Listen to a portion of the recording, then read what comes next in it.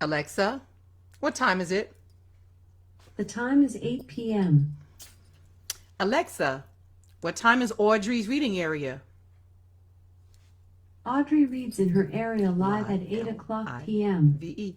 Live at 8 p.m. Thank you so much for being here, you guys. Thank you. Of course, I'm wearing my crown. My birthday week, I'm celebrating my birthday. I celebrated the whole month practically, but I'm going to wear my crown this week because my birthday was Sunday. Well, thanks again for being here. I read Twas the Night Before Christmas, and I felt like some of these notes in the front was important enough for me to do a whole section by myself. There's a Dear Reader part, there's a tribute to the Coca-Cola Santa, and there is an introduction.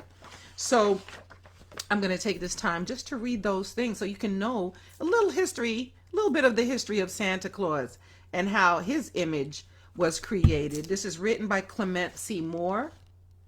Clement C Moore. He wrote "Twas the Night Before Christmas," and you're about to hear how this story came about, featuring a Coca-Cola Santa tribute.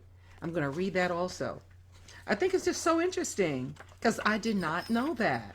So shout out to my grandbabies, Korea, Sanaa, David III, and Caden. I love you. I miss you guys so much. So don't forget, you guys, click like, click share, go to YouTube, Audrey's Reading Area, and smash that subscribe button for me. So I am going to start reading this with a tribute to the Coca-Cola Santa.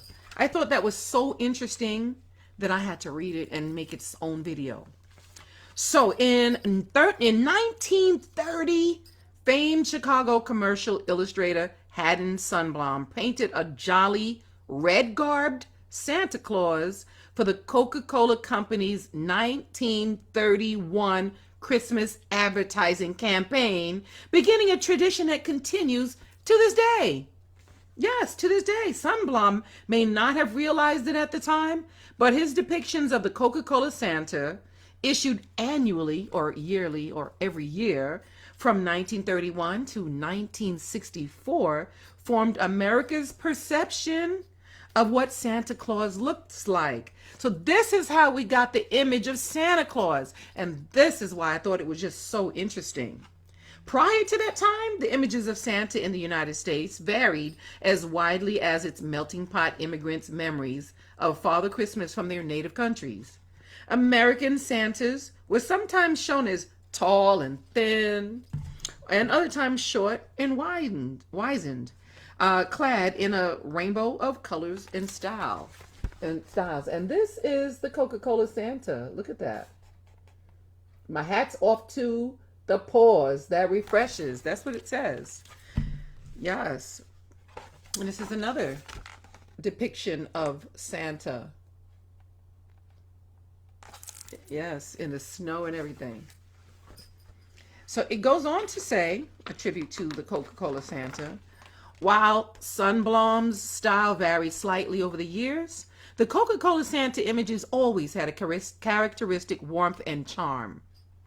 They incorporated elements reflective of the times during the 1930s. Dolls resembling child actress Shirley Temple appeared in the toy sack. During World War II, war bonds were displayed. Regardless of the era, Sundblom's Coca-Cola Santa consistently had the ability to draw the viewer into the scene and express the joyousness of a season best celebrated with family. Most enchanting was Sundblom's knack for showing the Coca-Cola Santa as more than just a toy delivery man. The Coca-Cola Santa was also a participant in the holiday festivities. A big kid, in fact, as he raided the refrigerator, played with the toys, and always, of course, refreshed himself with an ice-cold Coca-Cola. This endearingly childlike quality has surely contributed to the enduring appeal of the images. Although Sundblom painted his last Coca-Cola Santa for the 1964 Christmas season, the Coca-Cola Company still uses the Coca-Cola Santa year after year in its holiday advertising and packaging. We are honored to have made this contribution to the American holiday tradition and look forward to sharing this cherished legacy with the world for many years to come. It's written by Philip F. Mooney, Director, Archives Department, the Coca-Cola Company. And here are some more pictures. Santa. Another picture of him with this dog. I love this cute little dog. How cute is that? So that was the end of that one. And then there's a message to the readers. I'm going to read that. Dear reader, the book, 'Twas the Night Before Christmas, has been a mainstay of our family's holiday traditions as long as I can remember. Every Christmas Eve, we would put on our pajamas and go into our living room. I hope do you guys do stuff like that? Like go together, read 'Twas the Night Before Christmas, watch Christmas movies on the TV all together, family stuff. Put on your pajamas and do this Christmas stuff. It's so cool. We would take out our stockings and hang them with care on the mantle above our fireplace. Then we would pile onto the sofa where my mother would read the story. My father usually was moving around the room so he could find a good vantage point for a photo or two. So he was moving around the room so he could find a good place to take pictures. After the reading of 'Twas the Night Before Christmas, we always would make sure to leave a full glass of milk, Christmas cookies, and a note for Santa thanking him for visiting us. We would race off to bed so that Santa could come as quickly as possible. Christmas Eve night always seemed like the longest night of the year because there was so much expectation and hope that it was clearly a long winter's nap. My sister and brother and I always giggled about the notion of a kerchief and cap. We thought it was very silly to go to bed wearing a hat or crown. I'm just saying. We thought it was very silly to go to bed wearing a hat, like I said, or a crown. I never was certain what visions of sugar plum dancing in my head were, but occasionally I would slip out of bed and look out the window to see if I could catch a glimpse of Santa and 8 reindeers, or reindeer. The book gave such a wonderful imagery of Santa, the sleigh, the sack of toys, and the magic of Christmas. The tradition continues. My wife reads 'Twas the Night Before Christmas every Christmas Eve to our children, just as my mother did for us. Sometimes we even read it a second time. Love it. We still carefully hang the stockings, put on our pajamas, and leave milk, cookies, and a note for Santa. Our daughter has added a new tradition. We now also leave carrots for the reindeer. Carrots for the reindeer. They need food too, right? I believe every Christmas of my life has involved reading 'Twas the Night Before Christmas. Each time we read it, I'm filled with the joy of our Christmas together, the magic, the surprise, and the expectation. It also conjures up great memories of Christmas holidays from long ago. It connects me to my childhood, my parents, my grandparents, wife, and children. I have no doubt it will continue to be a tradition for my grandchildren. Yes. All of us at Hallmark, are delighted to share this timeless Christmas story with your family. We hope you will find it as special as we do. Best wishes and happy holidays from our family to yours. Signed, Don Hall Jr. Nice. And so one more thing I'll read to you right now is the introduction to the story, 'Twas the Night Before Christmas. So the intro reads, New York City-born Clement Clark Moore. He is the one that wrote this story or poem.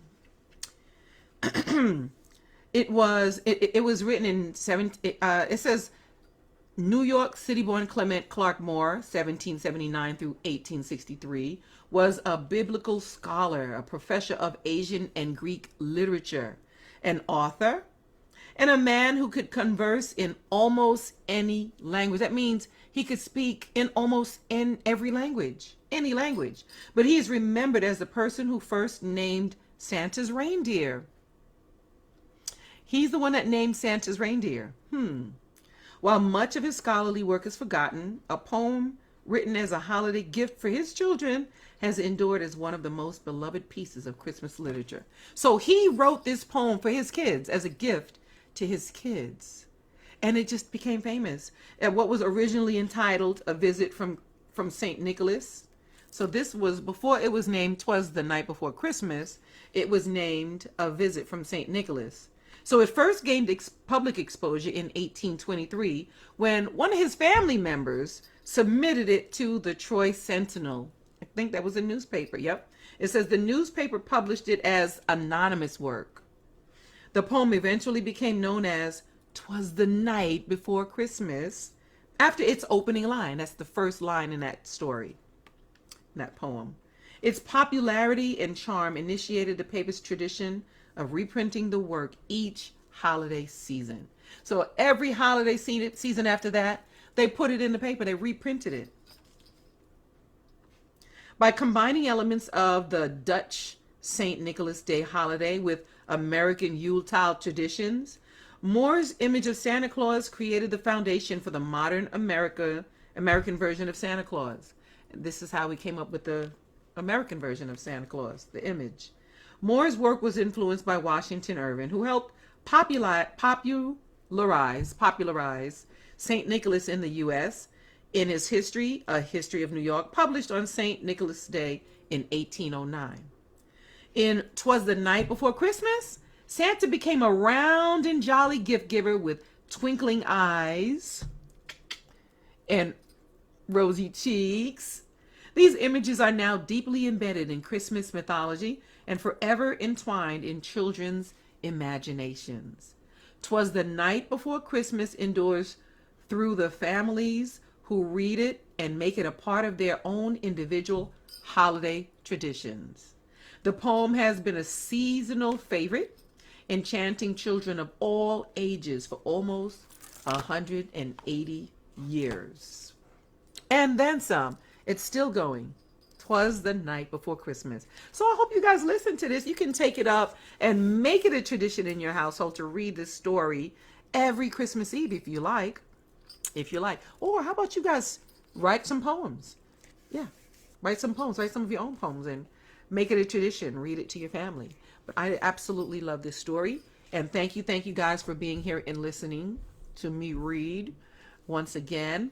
Thank you for listening to me read here at Audrey's Reading Area. And shout out to everyone who shares my videos, everyone who clicks like, everyone who listens. Thank you. I appreciate it. And I will see you again tomorrow live, Live, live at 8.